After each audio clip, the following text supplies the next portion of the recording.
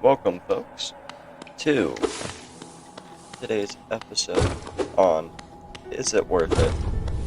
A game reviewing show where I'll tell you if the game is worth it or not. Today we are covering one of the biggest indie games of the last few years, Hollow Knight. It was created by Team Cherry and released in 2017. And give you the best idea of if this game is worth buying today and still playing. We'll be covering three aspects of the game, and will give us the best idea if it's worth it. The first aspect is the story, then we'll cover the gameplay, last the atmosphere, and I'll give my overview at the end, so be sure to stick around to hear that. Let's jump right in to the story of Hollow Knight. Hollow Knight has you playing as this little bug knight that is very much a blank slate in many ways. You aren't told this character's motives. You're given a cryptic poem at the start of the game, and you're not told much about your character at the start of the game. But as you do play through it more and more, you discover more and more about the world you're in and your character, the knight. And the story of the game, as simple as it is, it's very effective. This once populated kingdom of Hallownest has become completely abandoned due to an infectious disease spreading throughout the entirety of Hallownest. And it's such an effective story for how they were able to execute on it. It really does give you a sense of wonderment in this world of what happened as you're coming into this deserted world. And like I said before, you uncover more and more of the story as you continue through. So, with that being said, where would I rank the story on how they executed it? Overall in the story, I would say that it's very good. A solid 8 out of 10 is what I would rank the story of Hollow Knight and how they were able to execute on it. That being said, the story is not the only aspect of the game. So let's look at the gameplay. Now, the gameplay is obviously probably more important than the story for this game.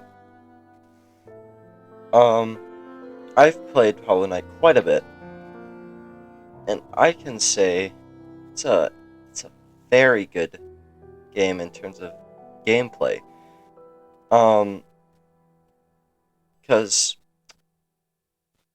there's not, how should I phrase this? It's a game where it's easy to learn, hard to master.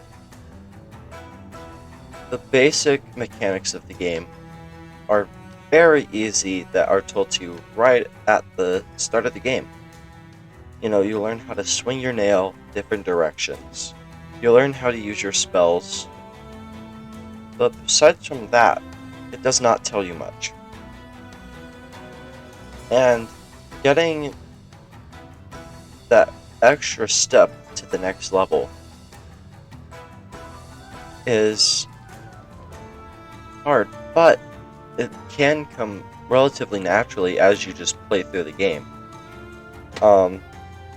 I've heard Hollow Knight described as a 2D Dark Souls game. And I can agree with that a lot. because there are no easy difficulties. You're stuck on the same difficulty. And you're going up against these bosses that are much larger than you, have these massive attacks. You have, at the start of the game, very little health. And so it only takes, 5 or so hits for you to die, while these bosses are taking massive beating, which is very similar to the Dark Souls games in my opinion. The first boss that you fight is the False Knight. It is a 10 out of 10 beginner fight. It's not hard, it's not easy, and it gives you a good idea of how the game works, on what levels the game you're actually going to be using. And it's not like it's a super hard path to get to that boss. You go around the Forgotten Crossroads, and most players will probably just stumble across it. Or if you buy the map, you'll get a good idea of, hey, this is in the center. I'm gonna go there and see what this big, enemy is, supposedly. So, I would say the gameplay is great. You get so much movement abilities in the later game, which, when you start a new game, is very hard to kind of get back into that mindset after you've played through the game once or twice with all of the movement and stuff unlocked. You're back down to basically nothing. So on the gameplay front, I give it a 10 out of 10. It's a great game in terms of gameplay. And before we move on to the last part, which is the atmosphere, I'm gonna ask that you like and subscribe if you are enjoying. And if you are enjoying, leave a comment on how we can improve the show. That would be greatly appreciated. So now we're going to move on to the atmosphere. The biggest atmosphere part of Hollow Knight is the music. It's great music. One of the songs I want to look at specifically is the City of Tears song. The City of Tears song is it's absolutely beautiful. I'll give you a little listen now.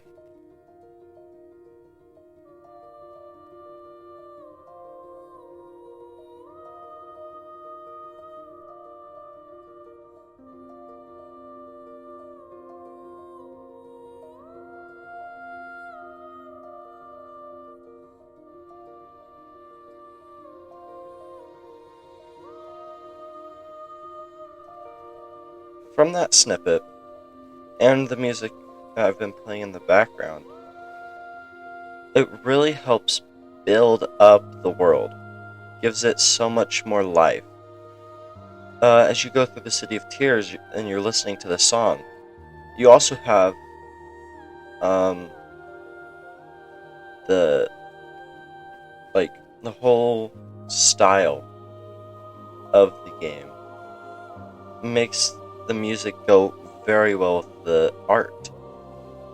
And when you're looking at City of Tears for the first time and you're hearing this,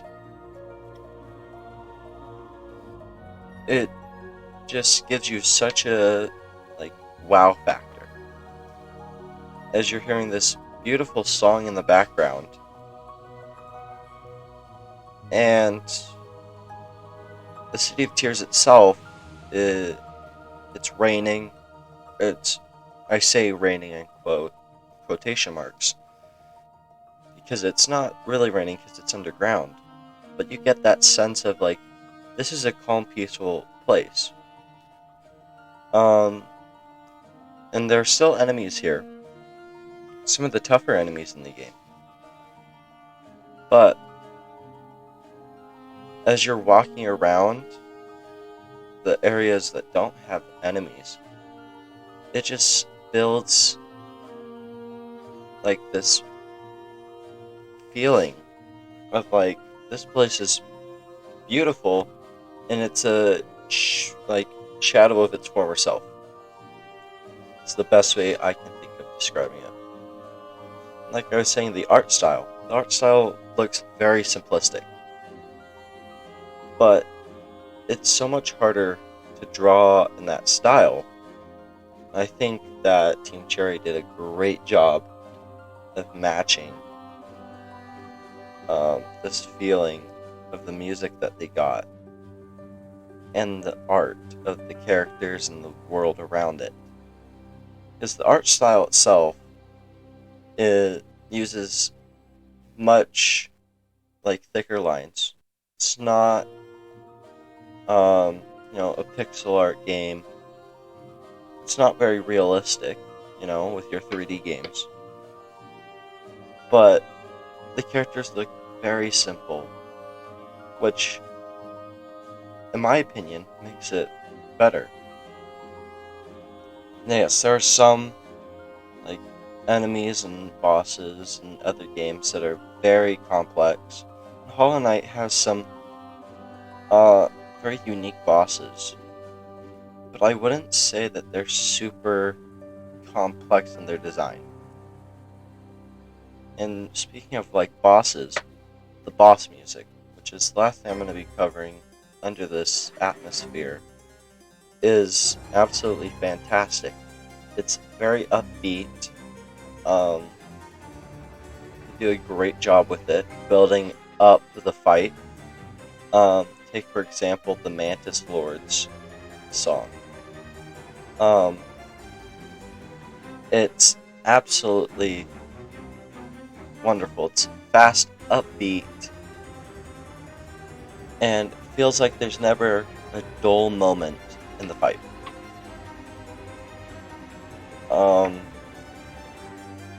That's all I want to cover for the atmosphere of the game.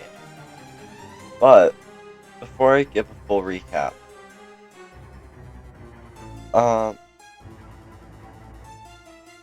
also something to take into account is that Silksong, Hollow Knight Silksong, which is the sequel or prequel, something like that, to Hollow Knight, is releasing sometime this year. It was announced as the time of recording this, which is June 12th, that it's releasing on Xbox Game Pass Day 1 from the Bethesda Game Showcase. I'm sure many people have seen it already, but that's also something to take into account. But for the atmosphere, I give the game a 10 out of 10 on atmosphere. The art style that they use and the music makes this so good. So, to recap, the overall for this game, I give it a 9.5.